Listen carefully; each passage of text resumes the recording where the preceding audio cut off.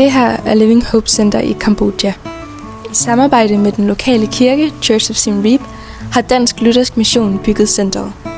Hver dag kommer mange børn og unge, hvor de lærer engelsk og hører om Jesus. Se med her og hør et vidnesbyrd fra en, der kommer på centret og har lært at hækle. ជំរាបសួរខ្ញុំឈ្មោះសុនសុងអាយុ34ឆ្នាំខ្ញុំមានកូន2នាក់ប្រុសមួយស្រីមួយប្រុសអាយុ11ឆ្នាំស្រីអាយុ5ឆ្នាំធ្វើជាការធម្មតានៅខាងក្រៅពួកខ្ញុំនៅភូមិស្នាសង្គ្រាមនៅចិត្តជាប់នឹងរុនតាអេពេលខ្លះពេលគាត់ដល់ចង្ការឆ្ងាយពិបាកពេលធ្វើចង្ការឬអានមកជួបគ្នាពេលដល់ចង្ការទៅចង្ការវិញមកដោយសារមករៀនព្រះគម្ពីរពេលយប់មានលោកគ្រូម្នាក់គាត់ប្រាប់អាកពីមករៀនពេលយប់ទៅស្គាល់អត់ដែលស្គាល់ទេមុននៅចិត្តតែអត់ដែលស្គាល់ទៅមករៀនកពីទៅស្គាល់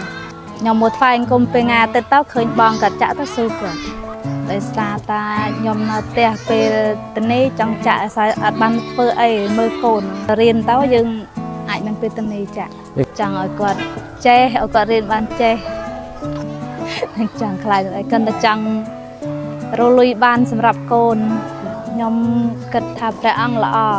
ប្រពេលព្រះអង្គតែកំសាន្តចិត្តខ្ញុំជឿយូរហើយជឿតាំងពីនៅក្មេងតែអត់សូវបានដើររៀនពីព្រះខ្ញុំសប្បាយចិត្ត